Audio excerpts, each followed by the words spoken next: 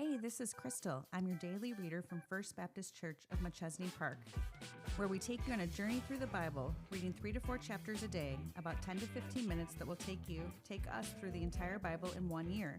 I'm excited to read this for you, and I'm ready to go on this journey, maybe for the first time, maybe for the next time, to read through God's Word to mankind, the Bible, together. So join us in this journey through the Bible as the events unfold throughout time. Day 3.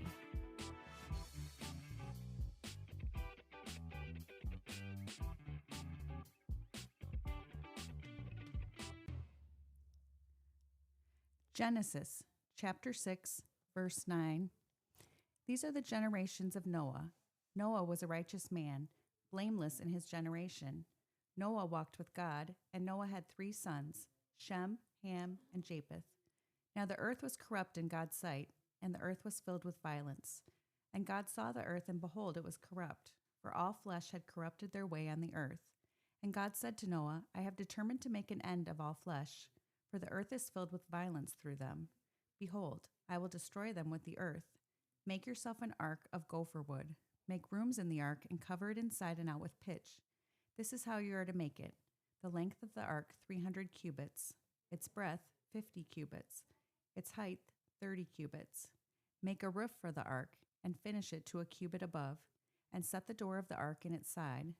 Make it with lower, second, and third decks.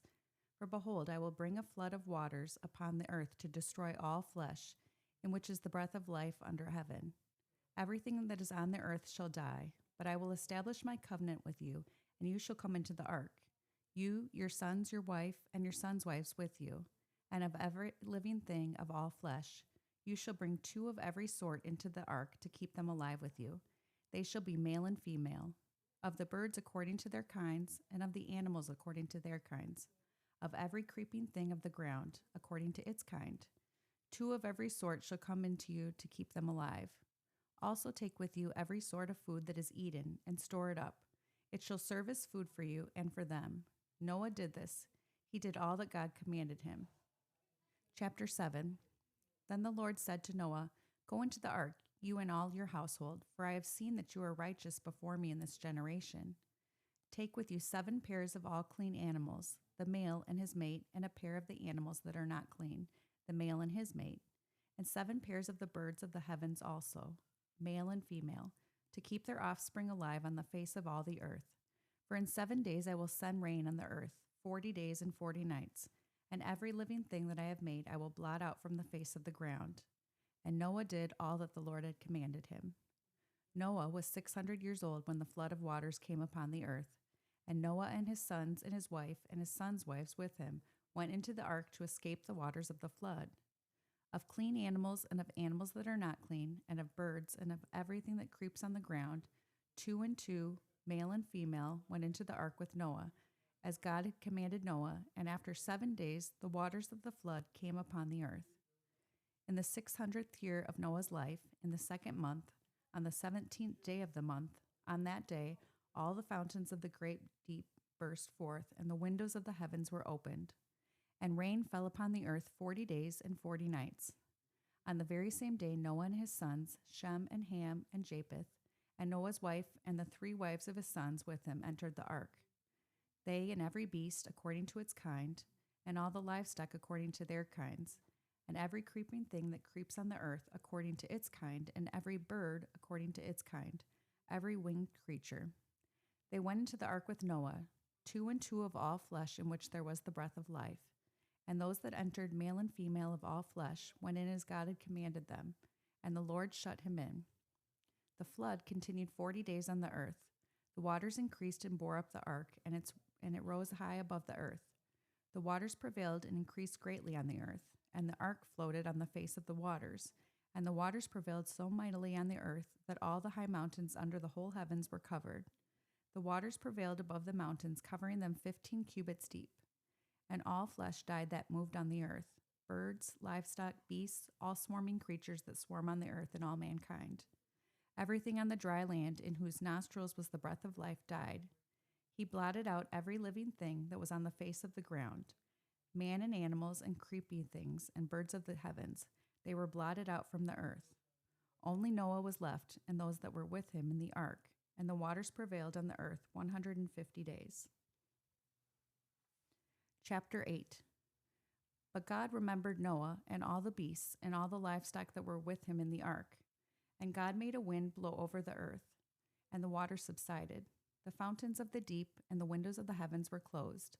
The rain from the heavens was restrained, and the waters receded from the earth continually. At the end of 150 days, the waters had abated, and in the 7th month, on the 17th day of the month, the ark came to rest on the mountains of Ararat. And the waters continued to abate until the 10th month. In the 10th month, on the 1st day of the month, the tops of the mountains were seen. At the end of 40 days, Noah opened up the window of the ark that he had made and sent forth a raven. It went to and fro until the waters were dried up from the earth. Then he sent forth a dove from it, to see if the waters had subsided from the face of the ground. But the dove found no place to set her foot, and she returned to him in the ark, for the waters were still on the face of the whole earth. So he put out his hand and took her, and brought her into the ark with him. He waited another 7 days, and again he sent forth a dove out of the ark. And the dove came back to him in the evening, and behold, in her mouth was a freshly plucked olive leaf. So Noah knew that the waters had subsided from the earth. Then he waited another 7 days and sent forth the dove, and she did not return to him any more. In the 601st year, in the 1st month, the 1st day of the month, the waters were dried from off the earth.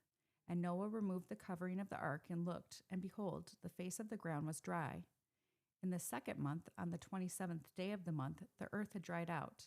Then God said to Noah, "Go out from the ark, you and your wife, and your sons' wives with you.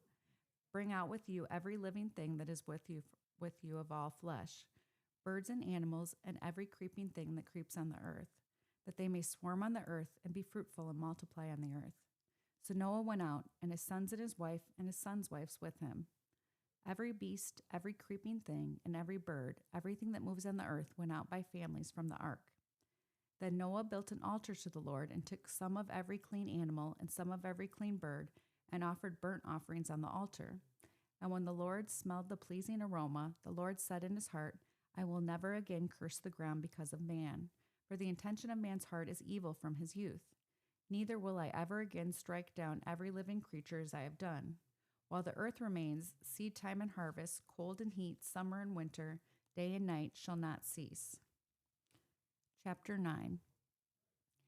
And God blessed Noah and his sons and said to them, "Be fruitful and multiply and fill the earth. The fear of you and the dread of you shall be upon every beast of the earth and upon every bird of the heavens, upon everything that creeps on the ground and all the fish of the sea. Into your hand they are delivered. Every moving thing that lives shall be food for you. And as I gave you the green plants, I give you everything. But you shall not eat flesh with its life, that is its blood. And for your lifeblood I will require a reckoning. From every beast I will require it, and from man. From his fellow man I will require a reckoning for the life of man. Whoever sheds the blood of man, by man shall his blood be shed. For God made man in his own image. And you, be fruitful and multiply. Increase greatly on the earth and multiply in it." Then God said to Noah and his sons with him, "Behold, I establish my covenant with you and your offspring after you, and with every living creature that is with you, the birds, the livestock, every beast of the earth with you, and as many came out of the ark, it is for every beast of the earth. I establish my covenant with you, that never again shall all flesh be cut off by the waters of the flood, and never again shall there be a flood to destroy the earth." And God said, "This is the sign of the covenant that I make between me and you and every living creature that is with you for all generations. I have set my bow in the cloud, and it shall be a sign of the covenant between me and the earth. When I bring clouds over the earth and the bow is seen in the clouds, I will remember my covenant that is between me and you and every living creature of all flesh. And the waters shall never again become a flood to destroy all flesh. When the bow is in the clouds, I will see it and remember the everlasting covenant between God and every living creature of all flesh that is on the earth." God said to Noah, "This is the sign of the covenant that I have established between me and all flesh that is on the earth." The sons of Noah who went forth from the ark were Shem, Ham, and Japheth. Ham was the father of Canaan. These three were the sons of Noah, and from these the people of the whole earth were dispersed. Noah began to be a man of the soil, and he planted a vineyard. He drank of the wine and became drunk and lay uncovered in his tent. And Ham, the father of Canaan, saw the nakedness of his father and told his two brothers outside. Then Shem and Japheth took a garment, laid it on both their shoulders, and walked backward and covered the nakedness of their father. Their faces were turned backward, and they did not see their father's nakedness. When Noah awoke from his wine and knew that what his youngest son had done to him, he said, "Cursed be Canaan, a servant of servants shall he be to his brothers." He also said, "Blessed be the Lord, the God of Shem, and let Canaan be his servant.